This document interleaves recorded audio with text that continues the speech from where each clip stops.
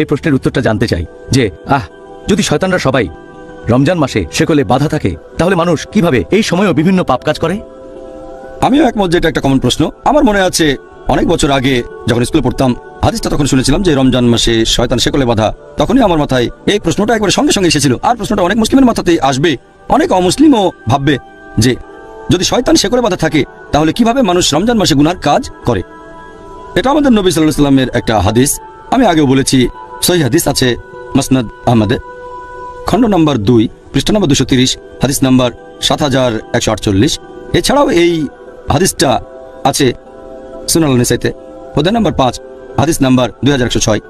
এখানে আমাদের নবীজি বলেছেন যে তোমরা সবাই শোনো, রহমতের মাস রমজান তোমাদের সামনে এসেছে। আল্লাহ তোমাদের নির্দেশ দিয়েছেন তোমরা এই মাসে রোজা রাখো। আর বেহেশতের দরজা এই মাসে খোলা অবস্থায় থাকবে, দোজখের দরজা বন্ধ থাকবে। শয়তান থাকবে শেকলে বাঁধা। এই মাসের একটা রাত 1000টা মাসের চেয়েও উত্তম। আর যে ব্যক্তি এই মাসের রহমত থেকে বঞ্চিত হয়, সে আসলে হতভাগ্য মানুষ। এখন এই হাদিসে পরিষ্কার করে বলা হয়েছে যে রমজান মাসে শয়তান শেকলে বাঁধা থাকবে। প্রশ্নটা বেশ লজিক্যাল। শয়তান যদি শেকলে বাঁধা, তাহলে মানুষ কেন এমন পাপ কাজ করে থাকে? এখানে একটা কথা বলবো, এটা সবাইকে বুঝতে হবে যে শয়তান যখন শেকলে বাঁধা, তার মানে এই না যে শয়তান শেষ হয়ে গেছে বা মেরে ফেলা হয়েছে। এখনো আছে, তবে শেকলে বাঁধা, মেরে ফেলা হয়নি। তাদের ক্ষমতা এখনো আছে, তবে তীব্রতা অনেক কম। ভালো করে বোঝার জন্য একটা উদাহরণ দিচ্ছি আমি, যে ধরেন একটা সিংহ অথবা বাঘ মুক্ত থাকলে সম্ভাবনা বেশি আপনাকে মেরে ফেলবে, বিপদে পড়তে পারেন। কিন্তু যদি সেই সিংহ অথবা বাঘটাকে শেকলে বাঁধা হয়, আপনি নিরাপদ। ততক্ষণই নিরাপদ থাকবেন যতক্ষণ নিরাপদ দূরত্ব বজায় রাখবেন। বাঘটাকে শেকলে বাঁধার পর আপনি যদি তার খুব কাছে আসেন, তাহলে সম্ভাবনা থাকে যে আপনাকে মেরে ফেলবে। যদি শেকলে বাঁধা বাঘ থেকে নিরাপদ দূরত্ব বজায় রাখেন, নিরাপদে থাকবেন। একইভাবে রমজান মাসে যদি শয়তান থেকে দূরে থাকেন, নিরাপদে থাকবেন আপনি। পবিত্র কোরআনে দেখবেন আল্লাহ বলেছেন সূরা বাকারা অধ্যায় নম্বর 2, আয়াত নম্বর 168, তোমরা খুতুওয়াত শয়তান সম্পর্কে সাবধান হও, শয়তানের পদাঙ্ক অনুসরণ করো না, নিশ্চয়ই সে তোমাদের জন্য এক প্রকাশ্য শত্রু। আল্লাহ তাআলা পবিত্র কোরআনে অনেক জায়গাতেই বলেছেন তোমরা শয়তানের পদচিহ্নের ব্যাপারে সাবধান থাকো।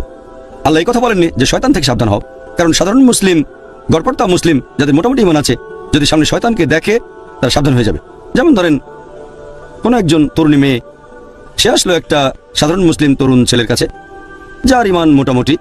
যদি মেয়েটা তাকে বলে যে চলো আমরা একসাথে রাত কাটাই, ছেলেটা বলবে একসাথে রাত কাটাবো একটা মেয়ের সাথে, এটা হারাম, এটা তো জেনা।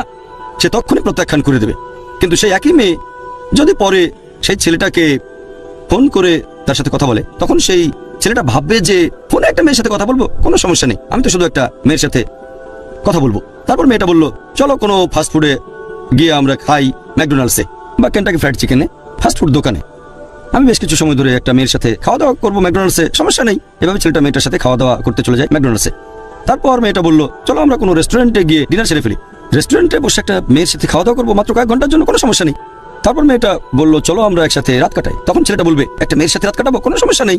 এটাই হলো খুতুওয়াতুশ শয়তান, শয়তানের পায়ের চিহ্ন। এই কথাটা কোরআনে বলা নেই, উদাহরণটা আমার নিজের বানানো। তাহলে আল্লাহ তাআলা আমাদের নির্দেশ দিয়েছেন খুতুওয়াতুশ শয়তানের ব্যাপারে সাবধান থাকো। শয়তানের পায়ের চিহ্ন, যদি শয়তান সরাসরি সামনে আসে, কোন সাধারণ মুসলিমের সামনে যার ঈমান আছে, সে সাবধান হয়ে যাবে, সেখান থেকে পালিয়ে যাবে। কিন্তু খুতুওয়াতুশ শয়তান, এটা হচ্ছে খুবই বিপজ্জনক। তাই আমরা বুঝতে পারছি শয়তান যখন শেকলে বাঁধা, তার পদচারণা তখন সীমিত জায়গায়, তাই অনেক পাপেরই সম্ভাবনা তখন কম। তবে যদি আমরা তার কাছে চলে যাই, তাহলে সম্ভাবনা আছে তার দ্বারা প্রভাবিত হয়ে আমরা পাপ কাজ করে বসবো, গুনাহ করব। তাই আমাদের সাবধান থাকতে হবে যে রমজান মাসে যদি দূরত্ব বজায় রাখি, তাহলে পাপ কাজ করার সম্ভাবনা কম। কিন্তু যদি শয়তানের কাছে চলে যায়, সে যদিও শেকলে বাঁধা, যেমন শেকলে বাঁধা অবস্থাতেও বাঘ চলাফেরা করতে পারে, শয়তানও ঠিক সেরকম। আমি ব্যাপারটা এইভাবেই দেখি। আমাদের নবী বলেছেন শয়তান শেকলে বাঁধা, তারপরও চলাফেরা করে, তবে দূরে থাকতে হবে। যদি দূরত্ব বজায় রাখি, তাহলে নিরাপদে থাকবো। আর আমার মতে দ্বিতীয় কারণটা হচ্ছে যে এই পবিত্র রমজান মাসে যদিও শয়তান শেকলে বাঁধা, আমরা এটা ভুলে যাই যে বাকি 11টা মাস মুক্ত থাকে। আর এই 11 মাসে শয়তান মানুষকে যেভাবে প্রভাবিত করে, সেটার প্রভাব আর ফলাফলটা রমজান মাসেও কিছুটা দেখা যায়।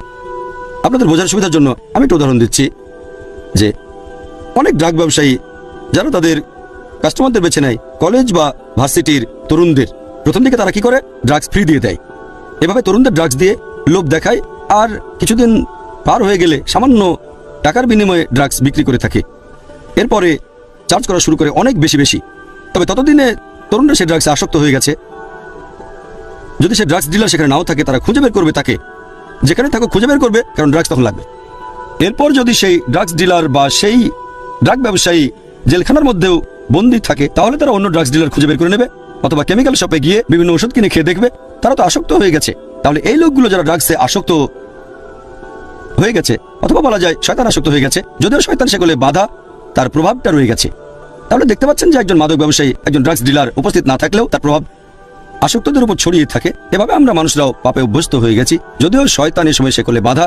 আমরা বারবার একই ভুল করি। তবে এই ক্যাটাগরিতে পড়বে যারা আসক্ত হয়ে গেছে, যারা পাপে আসক্ত, তারা এই কাজ করে। তবে সাধারণ মুসলিম, গড়পড়তা মুসলিম যে পাপে আসক্ত হয়নি, তাদের পক্ষে পাপ থেকে দূরে থাকাটা সহজ।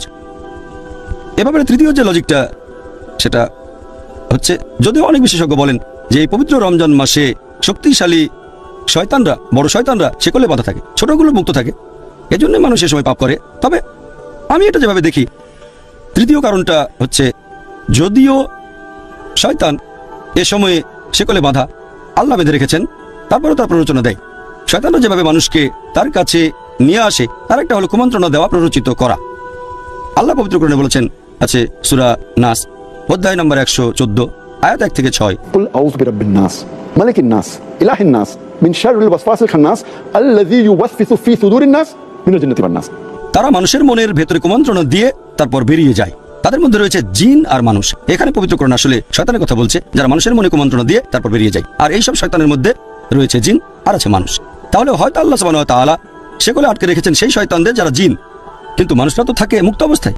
তাহলে শয়তানদের মধ্যে যারা জিন, তারা আটক থাকে। তবে শয়তান তো মানুষের মধ্যেও রয়েছে, আল্লাহ সে কথাই বলেছেন, আমরা মুক্ত অবস্থায় থাকি। তবে এর পাশাপাশি শয়তানের কুমন্ত্রণার ব্যাপারে আমাদের সাবধান থাকতে হবে। ওয়াসওয়াসা, এই ওয়াসওয়াসা আমাদের বিভিন্ন পাপ কাজ করতে উৎসাহিত করে থাকে। রোজার সময় আমাদের অনেকে পাপ করে, কিন্তু সম্ভাবনাটা কম। আর এছাড়াও এই হাদিসে পরিষ্কার করে বলা হয়েছে যে আল্লাহ তোমাদের নির্দেশ দিয়েছেন তোমরা রোজা রাখবে, আর শুধু রোজা রাখলেই আমার মত অনুযায়ী শয়তানেরা সেকলে বাঁধা থাকবে। আমি সেই শয়তানের কথা বলছি যারা কুমন্ত্রণা দেয়। তাহলে নবী বলেছেন তোমরা রোজা রাখো, আল্লাহ তোমাদের নির্দেশ দিয়েছেন, শয়তান এই সময় সেকলে বাঁধা থাকবে। তাহলে শয়তান যে কুমন্ত্রণা দেবে, আপনি রোজা রাখলে তারা সেটা করতে পারবে না। শয়তানের কাছ থেকে দূরে থাকতে হলে আমরা রোজা রাখবো। যদি নিয়ত করে রোজা রাখেন আল্লাহর কাছ থেকে পুরস্কারের আশায়, তাহলে এই শয়তান প্ররোচিত করতে পারবে না। আর এটা লজিক দিয়েও প্রমাণ করা যায়। যদি চেক করে দেখেন যে এই সময়ে মুসলিম দেশগুলোতে অপরাধের হার কেমন, দেখবেন রমজানে কম।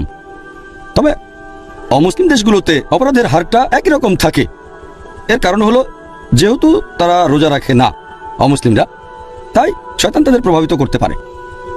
যেহেতু মুসলিমরা রোজা রাখে, অবশ্য সবাই না, তবে বেশিরভাগই রোজা রাখে, অথবা বলা যায় অনেকেই রাখে। আর এই কারণেই রমজান মাসে মুসলিম দেশগুলোতে অপরাধের হার